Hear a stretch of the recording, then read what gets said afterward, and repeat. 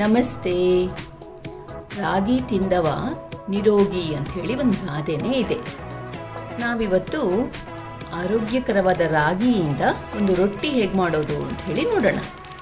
ಇದಕ್ಕೆ ನಾನು 1 ಕಪ್ ಆಗೋಷ್ಟು ರಾಗಿ ತಗೊಂಡಿದ್ದೇನೆ, ಅರ್ಧ ಕಪ್ ಆಗೋಷ್ಟು ಜೋಳ, 1 ಟೇಬಲ್ ಸ್ಪೂನ್ ಆಗೋಷ್ಟು ರವೆ, ಅದಾದಮೇಲೆ 1 ಸ್ಪೂನು ಜೀರಿಗೆ, 2 ಸ್ಪೂನು ಕಡಲೆಬೇಳೆ, ಒಂದು ಅರ್ಧ ಚಮಚದಷ್ಟು ಕಸೂರಿ ಮೇಥಿ, ಇದು ಒಂದು 2 ಟೇಬಲ್ ಸ್ಪೂನ್ ಆಗೋಷ್ಟು ಅಥವಾ ಕಾಲು ಲೋಟೆ ಅಂತಲೇ ಹೇಳ್ಬೋದು ನೆಲಗಡಲೆನ ಹುರಿದು ಪುಡಿ ಮಾಡಿ ಇಟ್ಕೊಂಡಿದ್ದೇನೆ. ತುಂಬ ಸಣ್ಣಗೆ ಅಲ್ಲ, ರಫ್ಲಿ ಕೋರ್ಸ್ ಅಂತ ಹೇಳ್ತೇವಲ್ಲ ಆ ಥರ.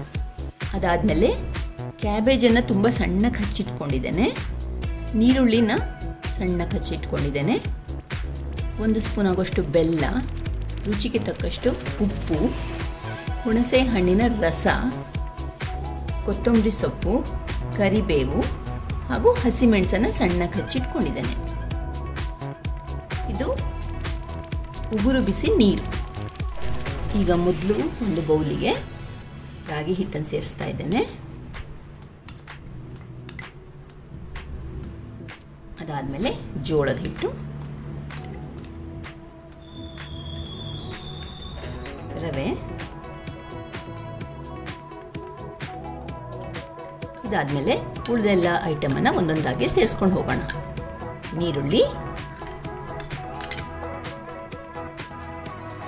ಕ್ಯಾಬೇಜು, ಕರಿಬೇವು, ಕೊತ್ತಂಬರಿ ಸೊಪ್ಪು,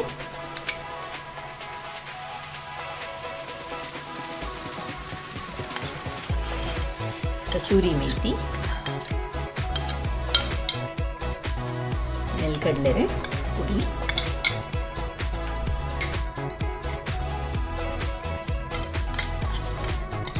ಜೀರಿಗೆ, ಕಡಲೆಬೇಳೆ, ಬೆಲ್ಲ,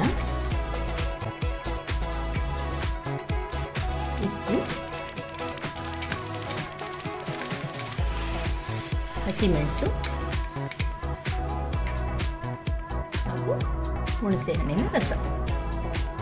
ಈಗ ಇದನ್ನೆಲ್ಲ ಒಮ್ಮೆ ಚೆನ್ನಾಗಿ ಮಿಕ್ಸ್ ಮಾಡಿಕೊಂಡು, ಇದಾದಮೇಲೆ ಸ್ವಲ್ಪನೇ ಉಗುರು ಬಿಸಿ ನೀರನ್ನು ಹಾಕ್ಕೊಂಡು ಕೈಯಲ್ಲಿ ರೊಟ್ಟಿ ಹದಕ್ಕೆ ಕಲಿಸ್ಕೋಬೇಕು.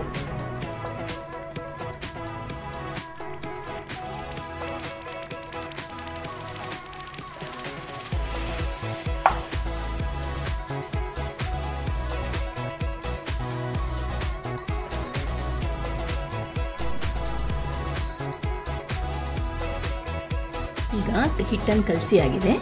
ಇದನ್ನು ಒಂದು 15 ನಿಮಿಷ ತನಕ ನೆನೆಯಲಿಕ್ಕೆ ಬಿಡಬೇಕು. ಈಗ ಒಂದು 15 ನಿಮಿಷ ಆಗಿದೆ.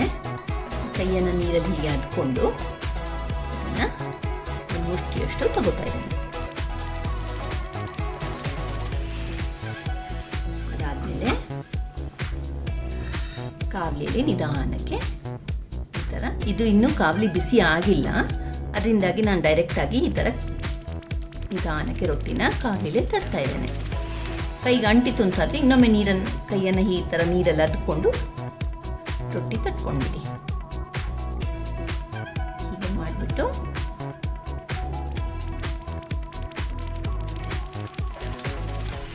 ಎಣ್ಣೆ ಹಾಕಿಬಿಟ್ಟು ಇದನ್ನು ಚೆನ್ನಾಗಿ ಬೇಯಿಸ್ಕೋಬೇಕು. ಕಾವಲಿ ಬಿಸಿ ಆದಮೇಲೆ ಹೇಗಪ್ಪ ಹಾಕೋದು ಅಂತ ಹೇಳಿದರೆ, ನೀವು ಈ ಥರ ಹೋಳಿಗೆ ಶೀಟನ್ನು ತಗೋಬೋದು. ಇದಕ್ಕೆ ನಾನು ಎಣ್ಣೆ ಸವರಿಟ್ಟಿದ್ದೇನೆ. ಇದರಲ್ಲೂ ನಿಧಾನಕ್ಕೆ ಈ ಥರ ರೊಟ್ಟಿನ ತಟ್ಕೊಳ್ಳೋದು.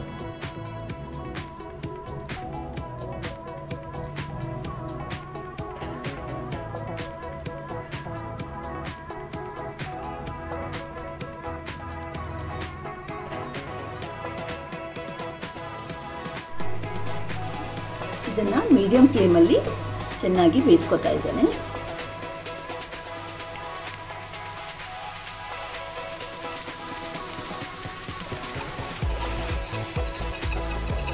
ನಿಧಾನಕ್ಕೆ ಇದನ್ನು ಇನ್ನೊಂದು ಸೈಡಿಗೆ ಮಚ್ಚಿ ಹಾಕಬೇಕು.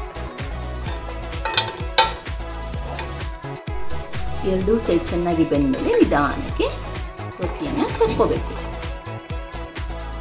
ಈಗ ಹೋಳಿಗೆ ಶೀಟಿನ ರೊಟ್ಟಿ ಹೇಗೆ ಅಂತ ತೋರಿಸ್ತೇನೆ.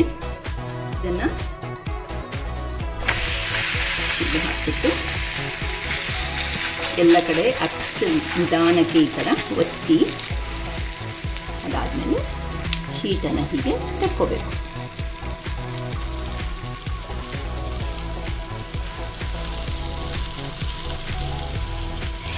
ಇದಾದಮೇಲೆ ಮಾಮೂಲು ರೊಟ್ಟಿ ಥರನೇ ಎಣ್ಣೆ ಹಾಕಿಬಿಟ್ಟು ಮುಚ್ಚಿ ಬೇಯಿಸ್ಕೊಳ್ಳೋದು.